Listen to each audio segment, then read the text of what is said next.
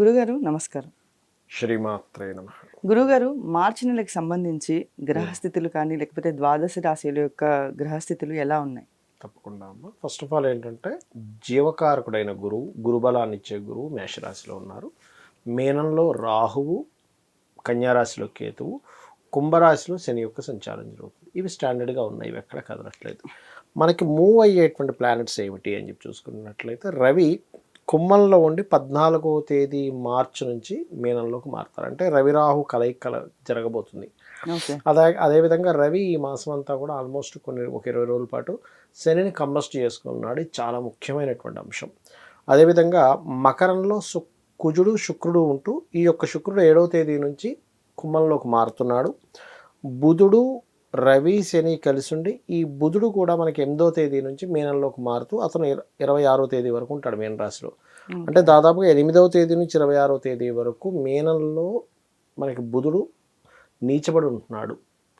ఈ నెల మొత్తము కూడా ముఖ్యంగా తెలుసుకోవాల్సింది ఏంటంటే శని కంబస్ట్ అయ్యాడు, బుధుడు నీచబడ్డాడు, శుక్రకుజుల కలయిక వల్ల ఒక ఫలితము, కన్యారాశిలో కేతు వల్ల ఒక ఫలితం అనేటువంటిది జరుగుతుంది. ద్వాదశ లగ్నాల వారికి, లగ్నం తెలియని వారికి రాశి నుంచి కూడా చూసుకోవచ్చు. గురుగారు నమస్కారం. శ్రీమాత్రే నమః. గురుగారు మార్చి నెలకి సంబంధించి కన్యా రాశి వారి యొక్క స్థితిగతులు ఎలా ఉన్నాయి? రాశిలో కేతు ఉన్నాడమ్మా ఇప్పుడు. సో కేతువు యొక్క సంచారం అనేటువంటిది ఏమిటంటే కొంచెం మ్యాజికల్ ప్లానెట్స్ అంటూ ఉంటాడు. కాబట్టి ఏంటి, కొంచెం విచిత్రంగా ఏదైనా డిఫరెంట్గా ఏదైనా బిజినెస్ పరంగా ఏదైనా డిఫరెంట్ నిర్ణయాలు తీసుకోవాలి, డిఫరెంట్గా ఏదైనా స్టార్ట్ చేయాలనేటువంటి ఆలోచనలు ఇస్తూ ఉంటుంది. బట్ వీరు ప్రత్యేకంగా మనకి ఈ యొక్క బుధుడు 8వ తేదీ నుంచి మీనంలోకి సంచరిస్తున్నాడు. కాబట్టి 8వ తేదీ నుంచి ఉద్యోగము, వ్యాపారము, వివాహ సంబంధించిన నిర్ణయాల్లో కొంత జాగ్రత్తగా ఉండాలి వీరు. ఓకే, అయితే వీరికి ఆర్థికంగా ఎలా ఉంటుంది గురుగారు? ఆర్థికంగా చూసుకుంటే ఐడియా ఏదైనా ఒక ప్లానింగ్ ద్వారా ధనయోగం ఉంది 7వ తేదీ వరకు. 7వ తేదీ తర్వాత ఎవరికైనా అప్పులు ఇచ్చే విషయంలో జాగ్రత్తగా ఉండండి. అప్పులు ఇవ్వడం, తీసుకునే విషయంలో. ఎందుకంటే 2వ అధిపతి 6లోకి వెళ్ళి కూర్చుంటున్నాడు కాబట్టి ఈ విషయంలో జాగ్రత్తగా ఉండాలి. కాకపోతే శనిని వెళ్ళి కలుస్తున్నాడు కాబట్టి 7వ తేదీ నుంచి కొంచెం కొత్త ఉద్యోగాల కోసం ప్రయత్నం చేసినట్లయితే బాగుంటుంది కూడా. అయితే ఆస్తికి సంబంధించి ఎలాంటి జాగ్రత్తలు తీసుకోవాలి వీళ్ళు? ఆస్తికి సంబంధించిన విషయంలో బాగుంది చెప్పాలంటే. ఇప్పుడు అంటే ఏదైనా కొత్త ప్రాపర్టీ తీసుకోవడానికి చాలా అనుకూలంగా ఉంది. కాకపోతే ఆ ప్రాపర్టీస్ తీసుకునేటప్పుడు ఏదైనా లిటిగేషన్ ఉందా లేదా చూసుకోవాలి. ఎందుకంటే ఈ చతుర్థాధిపతి ఉండే మరో రాశిలో రాహు ఉన్నాడు. కాబట్టి ఏదైనా ఒక్కోసారి లిటిగేషన్ ప్రాపర్టీసు, ఇంకోరు కబ్జా చేసిన ప్రాపర్టీస్ తెలియకుండా తీసుకోవడం జరుగుతుంది. ఈ జాగ్రత్త తీసుకుంటే సరిపోతుంది. అయితే ఈ రాశి వారికి ఆరోగ్యపరంగా ఎలా ఉంటుంది గురుగారు? ఆరోగ్యానికి కారకుడైనటువంటి షష్టమాధిపతి కంబస్ట్ అయ్యాడమ్మా. కొంచెం నరాలు పట్టేయడం కానీ, కొంచెం పొత్తి కడుపులో కాన్స్టిపేషన్ ఇట్లాంటివి ఇస్తుంటుంది. But no need to worry. సూర్య నమస్కారాలు, ఆదిత్య హృదయ పఠనం చేసుకుంటే క్లియర్ అవుతుంది. అయితే వృత్తి వ్యాపారానికి సంబంధించి ఎలా ఉంది గురుగారు వీరికి? వృత్తి వ్యాపారం విషయాలు కానీ తీసుకుంటే ఇందాక నేను మీకు చెప్పాను 8వ తేదీ నుంచి కొంచెం జాగ్రత్తగా ఉండాలి. బికాజ్ ఆఫ్ లగ్న దశమాధిపతి అయినటువంటి బుధుడు నీచ స్థానంలో ఉంటున్నాడు. కాబట్టి వృత్తి వ్యాపారానికి బుధుడే కారకుడు. సహజంగా వృత్తి కారకుడు బుధుడు అవుతున్నాడు ఈ లగ్నానికి. దాంతోపాటు ఏంటి, సప్తమ స్థానం అంటే ఏంటి, జీవిత భాగస్వామి మూలంగా, అది స్త్రీ కావచ్చు పురుషుడు కావచ్చు, వాళ్ళ వల్ల కూడా డిస్టర్బ్ అయ్యే ఛాన్స్ ఉంటుంది ఓకే వృత్తి వ్యాపారాల్లో. అయితే ఈ రాశి వారికి సంబంధించి ఇన్వెస్ట్మెంట్స్ పరంగా ఎలా ఉంది గురుగారు? ఇన్వెస్ట్మెంట్స్ అంటే ఒకటి, గురువు ఎట్లాగో మీకు దృష్టి ఉంది 12వ స్థానం మీద. గురు దృష్టి 12వ స్థానం మీద ఉంది అంటేనే ఇన్వెస్ట్మెంట్స్ గురించి పెద్దగా భయపడాల్సిన పని లేదు. ప్లాన్డ్గా కనుక చేసుకున్నట్లయితే బాగుంటుంది. ఈ రాశి వారు తీసుకోవాల్సిన రెమెడీస్ ఏమైనా ఉన్నాయా గురుగారు? రెమెడీస్ అంటే సూర్య నమస్కారాలు ఒకటి చేసుకోవాలి, గోధుమలు దానంగా ఇవ్వాలి, బెల్లము దానంగా ఇవ్వడం లేదా బెల్లము గోవుకు తినిపించడం చేస్తూ వెంకటేశ్వర స్వామి యొక్క ఆరాధన ఎంత చేస్తే అంత బాగుంటుందమ్మా. అయితే గురుగారు చాలా మందికి లగ్నం తెలియదు, రాశి తెలియదు, నక్షత్రం కూడా తెలియదు. అయితే మరి అలాంటి వాళ్ళు ఎలాంటి జాగ్రత్తలు తీసుకోవాలి? ఇప్పుడున్న కండిషన్లో శని భగవానుడు కంబస్ట్ అవుతున్నాడు కాబట్టి ఒకటే చెప్తాను, మీరు ఏదైనా ఒక పని సక్సెస్ అవ్వాలనుకుంటున్నారు, రాశి నక్షత్రం లగ్నం ఏమీ తెలియదు, సింపుల్ సూర్య భగవానుడిని చేసుకోండి. బిజినెస్ పరంగా జాగ్రత్త తీసుకోవాలి ఎవరైనా కానీ. పర్టికులర్గా ఈ సంవత్సరం 3 నెలలు కూడా మనకి కేతు కన్యారాశిలోనే ఉంటాడు. అంటే యూనివర్సల్గా అందరూ కూడా ఎవరికైనా అప్పులు ఇవ్వడం, అప్పు తీసుకోవడం, మనీ ట్రాన్సాక్షన్స్ విషయంలో కొంత జాగ్రత్తగా ఉండాలి.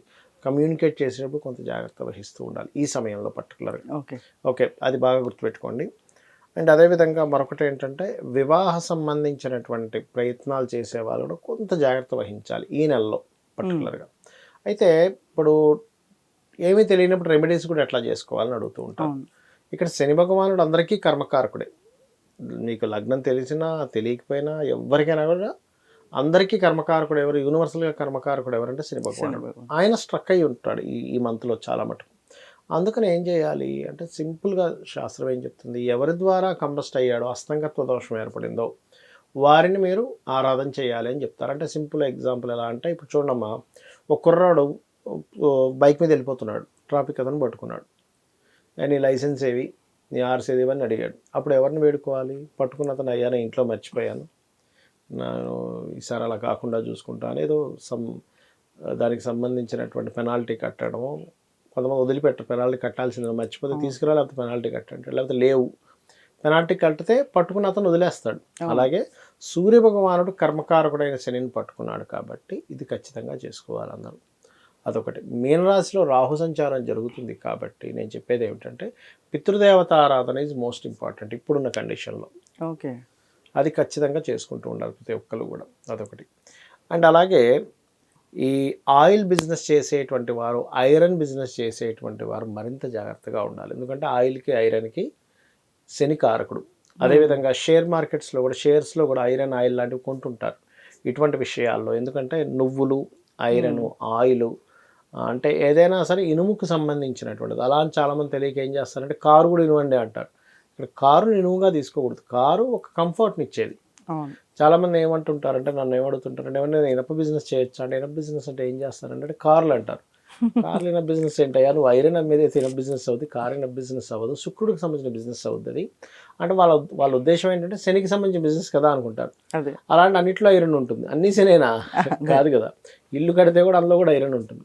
కానీ అది శుక్రుడి కిందకి తీసుకోవాలి మనం అని చెప్తూ ఉంటాం. అయితే ఇక్కడ ఏంటంటే ఇనుము, నూనె, జాబ్ కన్సల్టెన్సీస్ సంబంధించిన బిజినెస్లు నడిపేటువంటి వారు ఈ మాసంలో ఒక 20 రోజుల పాటు ఖచ్చితంగా కొన్ని నియమాలు పాటించాలి. అందులో ముఖ్యంగా సూర్య ఉపాసన కనుక చేసుకుంటే అన్ని విధాలా బాగుంటుంది.